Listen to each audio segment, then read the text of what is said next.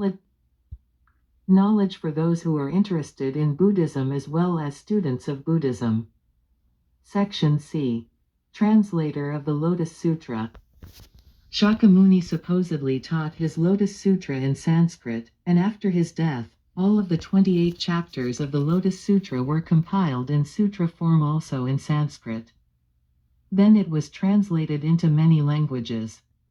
As for the Chinese translation, there are said to be 6 versions, but only 3 of them remain today. Of these translations, Nichiren Dai Shonin stated that the translation of Raju Sanzo, Kumarajiva, is the only translation which conveys the true meaning of the Buddha. It is said to be the oldest translation and is established as the best translation among Asian Buddhist scholars. Therefore, Raju's translation is widely used under the title of Myoho Renge Kyo, Lotus Sutra for short. Who was Raju Sanzo, the translator of the Lotus Sutra? His father, Kumarayana, was an Indian of noble birth who married the sister of the king of Kucha. Their son was named Kumarajiva. Kumarajiva entered the priesthood at the age of 7 and showed unusual gifts, even in his childhood. He learned Mahayana from a Buddhist named Suri Yasoma, who, transferring the Lotus Sutra to Kumarajiva, said, "This sutra is related to a northeastern country. You should spread it respectfully." Kumarajiva obeyed the instruction of his teacher and went to China, located to the northeast of India. There he completed the translation of the Lotus Sutra with his 3,000 disciples under the edict of the emperor. The sutra then spread to Japan, which is also situated to the northeast of China. There is an interesting story about Kumarajiva's translation. The emperor of China earnestly recommended him to raise family. Thus he dared to disobey a Buddhist commandment and left the monastery. Facing his death, Kumarajiva said, "Surely I broke a Buddhist commandment and followed the secular way of life, taking a wife and having children. However, what I stated is not the least contradictory to the Buddha's teachings.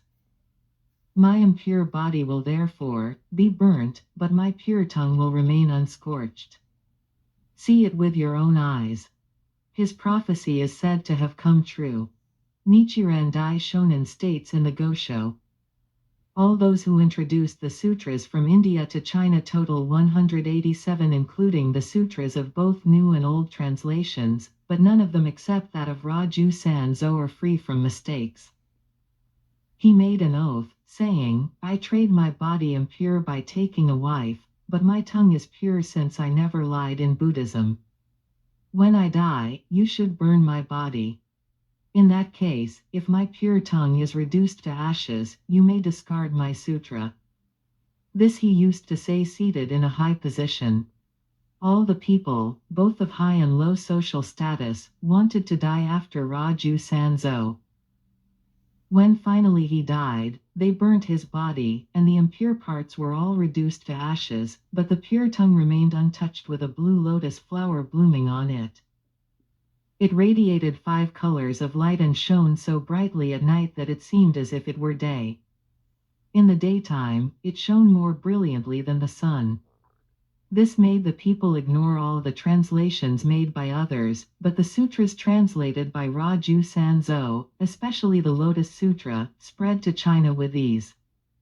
Senji Sho, on the selection of the time. The Lotus Sutra consists of 8 volumes and 28 chapters. The 3 sutras of the Lotus Sutra indicate Muryogi Kyo, the Sutra of Infinite Meaning, Lotus Sutra, and Fugen Kyo, the Sutra of Bodhisattva Fugen's practice. Including these introductory and concluding sutras, the Lotus Sutra comprises 10 volumes. The first half of the 28th chapter, Hake, from Johan to Anrakugyo Ban, is called Shakuman, Provisional Teachings, and the last half, from Yujupan to Kampatsu Ban, is known as Hunman, Essential Teachings. The core of Shakuman is the Haben, Expedient Means chapter, which expounds the principle of Ichi Nen Sun Zen but theoretically, And the essential of the Hanman is the Juryo, lifespan chapter, which clarifies the same principle in practice. The difference between Hanman and Shakuman will be made clear in a later chapter.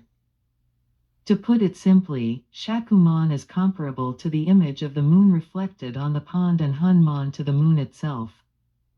Shakuman is likened to a blueprint and Hanman to a building. Thus Hanman is far superior to Shakuman.